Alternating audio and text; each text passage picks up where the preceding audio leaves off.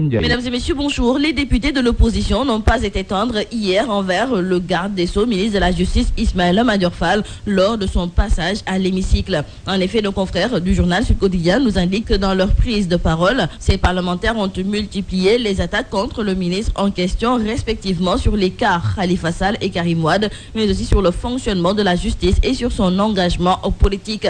Attaqué de toutes parts par les députés de l'opposition, le ministre Ismaïla Madior Fall, nous disent nos confrères du journal Sud Quotidien, n'a pas mis de gants pour porter la réplique. Et sur tous les points soulevés par l'opposition, le ministre s'est voulu explicite envers ses détracteurs. C'est ainsi que sur l'affaire Khalifa Sall, Ismaïla Madior Fall a déclaré que la décision de la CEDEAO n'invalide pas le jugement des juridictions sénégalaises. Pour ce qui est de Karim Wade, Ismaïla Madior Fall se veut clair et déclare que le comité des droits de l'homme de l'ONU ne peut pas invalider une décision rendue par les juridictions sénégalaises. Et toujours à propos de Karim Wade, le ministre d'ajouter que si ce dernier veut rentrer dans le pays, il doit rembourser les 138 milliards de francs CFA. À défaut, la contrainte par corps va s'exercer. Le ministre s'est aussi prononcé sur le parrainage et déclare qu'avec ce parrainage, le Sénégal va organiser une présidentielle où les candidats ne seront pas nombreux. Et justement, concernant la prochaine présidentielle, dans le journal Sud Quotidien,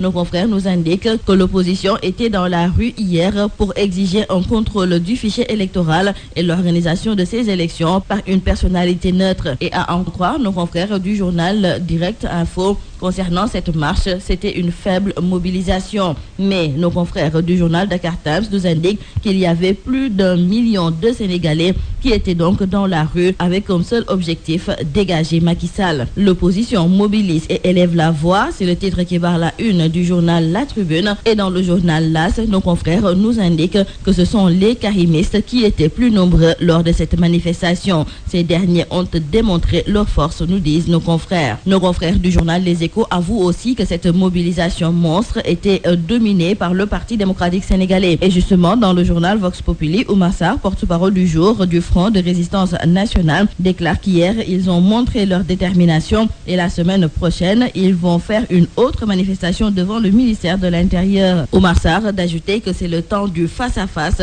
et ces élections se feront avec Karim Wade et Khalifa Sall. Dans le journal Les Échos, nos confrères ont recueilli les réactions de Déthié Fall et ce dernier n'a pas été tendre avec le pouvoir. Il a indiqué que Macky Sall sera tenu pour responsable de tout ce qui arrivera au Sénégal, car désormais, ils vont vigoureusement s'opposer aux pratiques antidémocratiques du président Sall. Mamadou Diop Decroix aussi exige des élections sincères pour permettre aux Sénégalais de choisir l'homme ou la femme qu'ils veulent mettre à la tête de leur pays. Donc, le pouvoir doit laisser l'opposition exercer son droit de regard et de contrôle sur le fichier. Nos confrères du journal Le Témoin accueillent dans leur colonne le professeur Issa Sall, le secrétaire général du PUR, le parti de l'unité et du rassemblement. Il déclare dans le journal que son parti a déjà obtenu le nombre de parrains demandés par la loi et qu'il y a même un stock de réserve en cas d'invalidation des doubles parrainages. Donc le parti PUR est prêt pour la présidentielle et il est bien le candidat du PUR.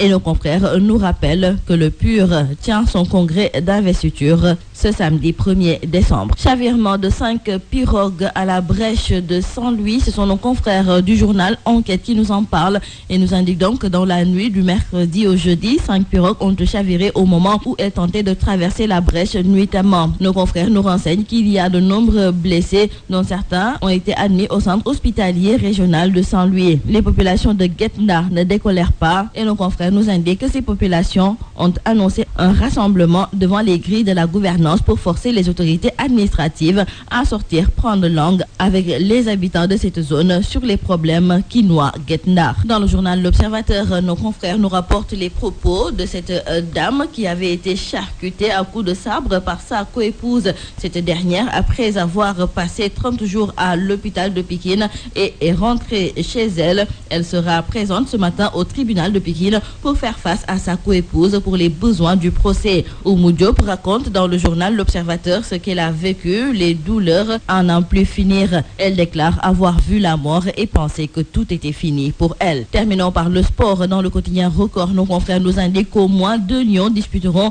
les 8e de finale de la Ligue des Champions. Un des 2 est déjà connu. Il s'agit de Salif Sané. L'autre sera connu le 11 décembre prochain. Mais selon nos confrères, ce sera inévitablement au détriment d'un autre Lion. En effet, Liverpool de Sadio Mané et le Napoli de Kalidou Koulibaly vont se disputer un des tickets du groupe C. Dans le quotidien du sport Stade, nos confrères reviennent sur Sadio Mané et nous indiquent que depuis qu'il a rejoint la Premier League et Southampton en 2014, l'international sénégalais connaît souvent une baisse de performance durant les mois d'octobre et de novembre. C'est tout à vos journaux et très bonne lecture. Bienvenue à Baye Computer, rue 5, angle Blaise Diagne, en face du stade